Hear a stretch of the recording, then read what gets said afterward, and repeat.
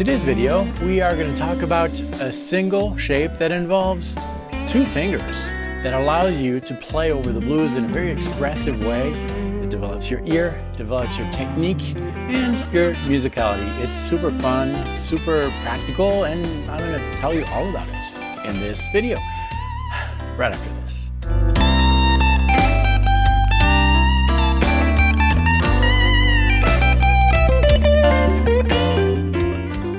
Hello, my name is David Wallerman. Welcome to this channel, which is all about helping guitar players around the world find their unique voice and develop that voice on the instrument to tell their own personal musical story and truly express themselves. Today is all about this shape that is so practical. I'm going to show you the shape right away, and then I'll tell you how to use it over this backing track that you're hearing right now. This backing track can be downloaded for free by visiting the link below with the charts and all that. Let's get started with the shape. Here it is. Let me show you the close-up here. It involves two fingers, the index and the ring finger. That's it. We are in G. The backing track is in G, which means that G is going to be our visual reference point. That is the root, and that is found on the low E string, 3rd fret. That's going to be with the index, 3rd fret, for the starting point of that shape. Then we're going to use our ring finger on the 5th fret. 2 notes so far, and this is a 2-note per string shape. The shape is 3-5, 3-5, 3-5, 3-5, 3-5, 3-5. That's it. Super simple, right? Okay, so why does that shape work? Well, in order to understand why it works, we need to look at the intervals, the blueprint of the shape, of the scale, really. Every scale has a blueprint. That's what makes that scale and not another scale. So we need to look at the intervals, which are basically the characteristic of every note. Each note can have a different personality depending on what it's played against. And that's what these intervals are going to tell us. So because we are in G, the first note is the root. That's 1. That's the first note. And then we're going to have several other notes. So we're going to analyze this. If you don't know how to do this, just take my word for it. And then you can also check out the video that I'm going to refer to below, which teaches intervals. All right, so here's the shape. The shape is made of a root, a 1. The next note we have is a second, the major second. So we have a 1, major second, 4th, 5th, flat 7 or minor 7, back to the root, the 1, minor 3rd, 4th, 5th, major 6th, root, major 2nd. Okay, so that's the blueprint of the shape. Now these numbers were not in order because of the way that we are, we're building that scale. It's just easy to play.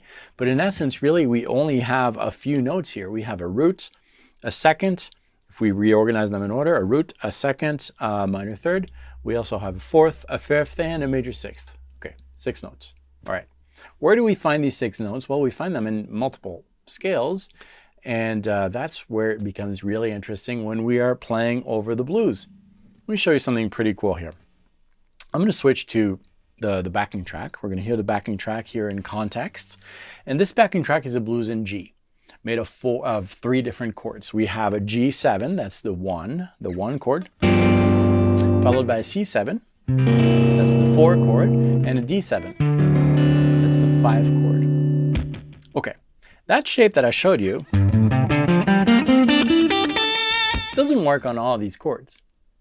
Well, that means that we're going to have to change that shape. I told you that it's just one shape, but we're going to bend that shape. We're going to bend some of these notes. So we need to be aware during this exercise of which notes we are landing on, we are playing on, and what chord we're playing over. So that's what we're going to do here. I'm going to lower the backing track a little bit so it doesn't bleed in the microphone, and I'm going to switch to this view right here, and we're going to concentrate on that first chord, so the G7 chord.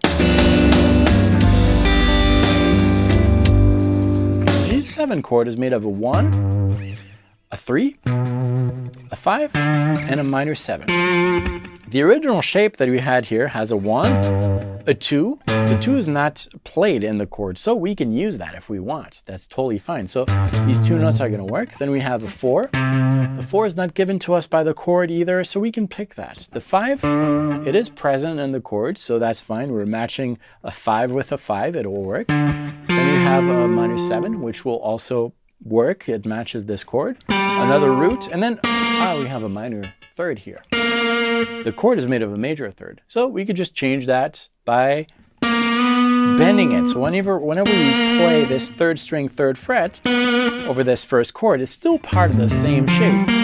But we're bending that so that we have this kind of effect.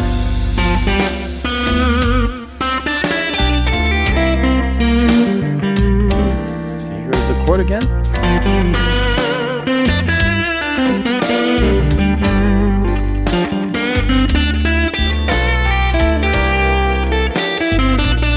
Now the second chord, which is a C7, we're not going to have to bend that note because this note, which is the flat 3rd, on C, it's actually the flat 7. And we have a flat 7 on that C chord, so we don't have to bend this note. So it's a matter of using your ears to understand which notes will work and which won't. But we're still using this kind of canvas, this kind of shape, 3-5, 3-5, 3-5, 3-5.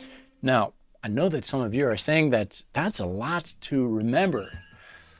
Yeah, if you approach this with the cerebral way, if you really focus on all these intervals, which it's useful to be able to go back to that, to understand how things match. But in reality, your ear already knows which notes match which notes. If I'm playing over this, or singing over this, rather, it doesn't sound good. You know that it doesn't match. And if we were to go back, we'd discover that what I was singing was probably something like, I don't know, a minor second or something. It didn't fit, right? Your ear will guide you. So this, and there's another safe net here because we're talking about blues.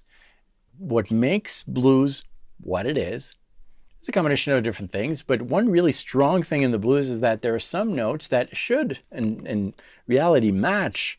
You match a major 3rd with a major 3rd. They should match. However, the blues, what makes blues is some like mismatches in notes. And there are 2 in particular. The 3rd, on a blues, if you have a major chord, which is made of a major 3rd, you can always use a minor 3rd. Yes, it's going to clash. This note and this one played together, create this weird cluster, but it's going to work well in the blues. Demonstration, I'm just going to play that minor 3rd.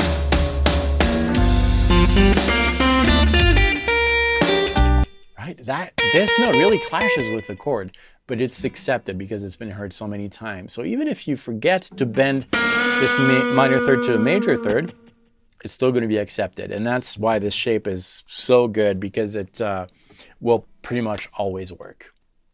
And same goes with the 3rd chord of this blues chord progression, which is D7. Within that D7, there's some notes that are going to have to bend to make them work with the chord, but most of the notes of that shape are going to work. And as a matter of fact, they all will if you're in a blues context, because remember, sometimes clashing different notes together will make it work.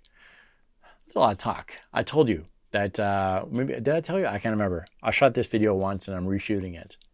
I'm just back from a 10-day in Germany, filming with a lot of different people. GitCon, you may have seen some videos, and it's kind of weird to get back in this room, and I just have to get back into the habit. So, all right, if this lesson was a little confusing, I made it super easy.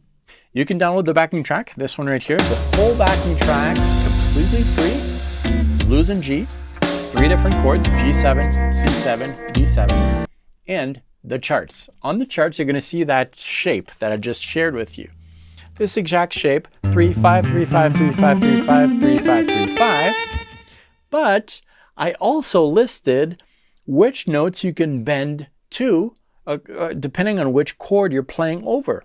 So, for example, you'll see that on that G7, you will see that that note clashes, and I indicated that it should be bent to the fret right after that. So you have that for all the 3 chords. I made it very, very easy for you. Yep, this one. And well, you can get it for free. Yeah, the link is below the top line of the video. And also, if you're confused about intervals, well, you should check out the video that I'm also going to list below. And as an end screen, it's all about intervals, and it will help you. Download the backing track from the charts. If this is your first visit and you like this, thank you. You should consider subscribing, because every week, 3 videos come out just like this one, Monday, Wednesday, and Friday, helping guitar players around the world find their unique voice on the guitar to tell their own musical story. Thanks so much for watching this. Practice well, and I will see you next time.